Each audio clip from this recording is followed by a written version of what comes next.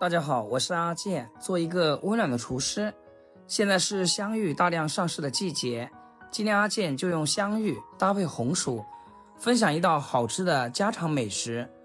這個做法相信很多朋友都沒有試過，更加沒有吃過。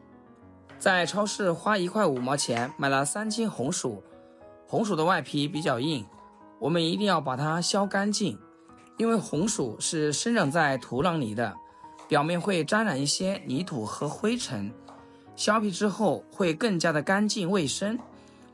紅薯便宜，但營養卻十分全面，含豐富的維生素、礦物質以及膳食纖維，尤其是女人多吃一些紅薯，面膜都要少敷幾籮筐，最後切成像這樣的小方塊就可以。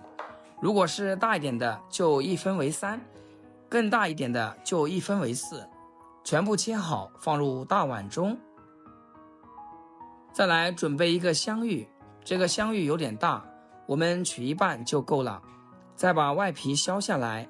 香芋和山藥一樣含有粘液蛋白，擔心皮膚過敏的話，建議戴個一次性手套。香芋的做法也是有很多種，也可以用來蒸排骨、做甜品，也可以做香芋扣肉。我們再簡單的改下刀，先切成厚片，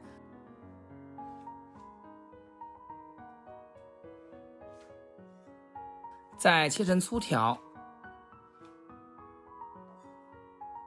最後切成小4方塊，切好和紅薯放一起。這時起鍋燒水，將水燒至滾燙。先來把紅薯下鍋煮一下。紅薯本身質地較硬，如果直接炒制的話，需要很長的時間才能熟透。這樣先煮熟可以縮短炒制時間，避免長時間炒制導致外皮焦糊而內部還未熟透的情況，我們將它煮至6-7成熟就可以。這樣煮熟的紅薯看着就非常有食慾，撈出來放一邊備用。鍋裡面的水不要倒掉，接着把香芋倒進來。香芋和紅薯一樣質地比較硬，提前煮熟可以使內部充分熟透，也能更容易吸收調味料，讓菜品味道更均勻。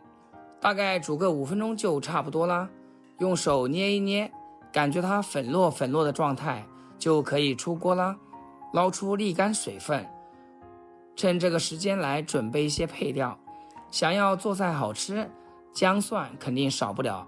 先來一塊生薑，給它切成片，然後再切成絲，最後切成薑末。一小把蒜子用刀拍一拍，這樣蒜香味會更濃。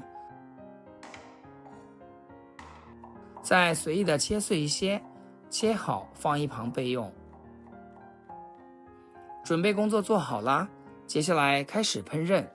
鍋中加入多點食用油，油溫稍微高一些，下入準備好的薑蒜末，開小火把輔料炒出香味。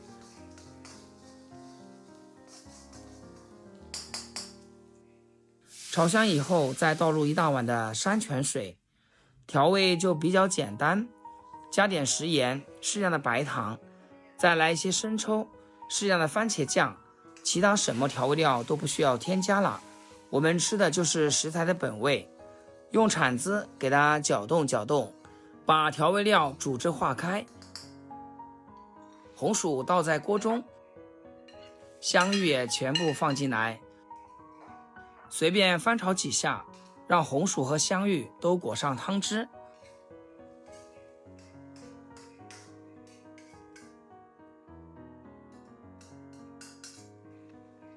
然後扣上蓋子，全程開小火，慢慢的煮，大概煮個3-5分鐘左右。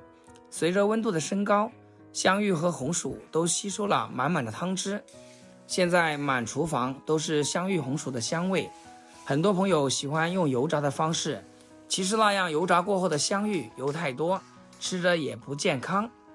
親愛的朋友們，阿健每天分享簡單實用的家常菜。要是今天這個視頻對你廚藝有所提升的話，請記得給阿健點個 like，或者評論轉發出去，讓更多朋友學會。像視頻中這樣慢慢的煮制，同樣可以把香芋煮出香味，然後再打開鍋蓋，香氣撲鼻。現在的香芋和紅薯已經完全的成熟了，最後再加一點點水澱粉，隨意的翻炒幾下就可以出鍋啦。這樣做出來的紅薯綿軟入味，香芋也特別的粉糯。紅薯的香甜搭配香芋的粉糯，使整道菜的口感更加有層次，營養也更加全面。雖然是2道素菜搭配到一起，但是吃着比紅燒肉還要香。自己在家做，選擇最好的食材，用最好的油，最簡單的烹飪方式，營養健康，吃着放心。最主要做法簡單，新手朋友都能輕鬆拿捏。喜歡的話一定要記得點讚收藏。今天視頻就分享到這裡，咱們下期視頻見。視頻最後祝大家天天開心，8顆牙齒曬太陽。